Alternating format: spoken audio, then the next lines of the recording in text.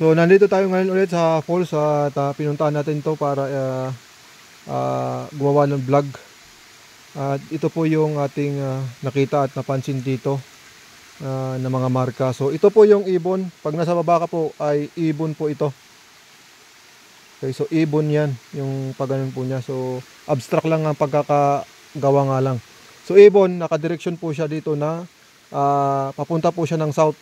So yung ibon na to papuntang south, titirahin niya po yung tong bato na to, yung entrance po natin na-detect po natin na entrance ng tunnel. At papunta po doon, okay, sa puno na yon. Yung puno na naman na yon ay palagay ko medyo luma na yan. Yan po ay nasa south, so diretso yan. So from north papuntang south. Ayan, naka-align po yan yung tatlo na yan. Ito, yung entrance, at saka ito.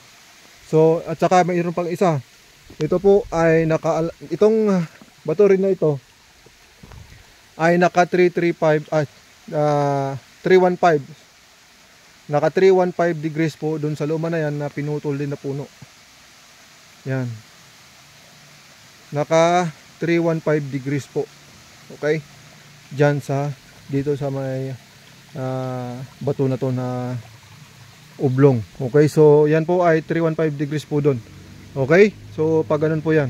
And then ito rin po, ito po yung alignment niya doon sa lumang puno rin po na pinutol na rin yung puno na yan na luma. Okay, so yan po ay pinutol rin po na luma na yan na puno. Okay, so hardwood yan. So ito naka 2 to 5 degrees po siya doon. Ito. So ngayon, yung tunnel po natin na-detect ay na-detect po natin na tunnel ay papunta po sa taas na naka 2 to 5 degrees. So yun po yung ating na-detect dito. So yung tunnel kasi po ay naka 2 to 5 degrees at paakyat. At ayan, makita po natin dito meron siyang riprap. Sorry, muntik na ako. So yan, tignan mo naman, walang dahilan po na ito'y i-riprap nila. Bakit? Kung makikita mo yan, kung yung mga lumang tao sana dito ay na yung nag-riprap dyan, tignan mo, solid po yan yung bato. Yan yung mga bato na yan, solid yo. Hanggang dito yan, solid yan. Kung natatakot yung mga tao na mabar down ito, ay imposible naman na i-riprap nila ito. Kasi nga solid yung bato doon. Oh. At saka kung makikita mo dito rin, doon, solid din yung bato. Ayan, solid din po yan. So halata mo yung structure ng bato hanggang dito, solid lang din yan. Solid na bato yan. At hindi yan mababar down basta-basta. So ngayon, kung bar down ang problema sa taas, yun yung dahilan, kaya ni-riprap to noon.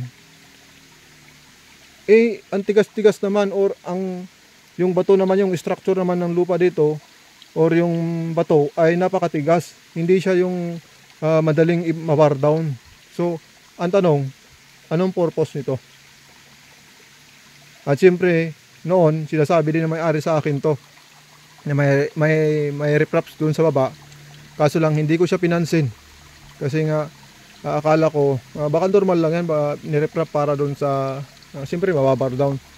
Okay, so hindi ko yun pinansin hanggang sa nung nag-detect ako doon sa taas na pala, sinundan ko yung tunnel ay pababa rito. So doon na ako nagduda kasi first time ko namang pumunta rito nung nag-detect ako at nakita ko na papunta rito. So doon ako nagduda. So doon ko na talaga napagtanto talaga na ito ay man-made. So man-made po, nagawa po ng mga Hapon. So dito po yung entrance. Okay? So mapapansin po din natin yung 2 letter C na yan. Ang ibig sabihin ito kasi sa marka, itong dalawa na to, yung letter C na yan, nagsasabi po na yung 2 dulo niya, yan po ay nagsasaad po na tunnel. Okay? At tandaan po natin, ang letter C po ay nagsasaad din po na portal or entrance. So, yan mga kailangan mong obserbahan pag nandito tayo, nandito tayo. At kung makikita po natin yung pagka-oblong niya, kakaiba siya talaga. So ang ganda. So mahirap lang banatan ito kasi nga tunnel. So alam mo naman papasok na doon. Kaya kung maraming kakailanganin para i-operate ito. So maraming salamat at pagpalain nawa tayo ng Diyos lahat. So sa Diyos po ang papuri. God bless.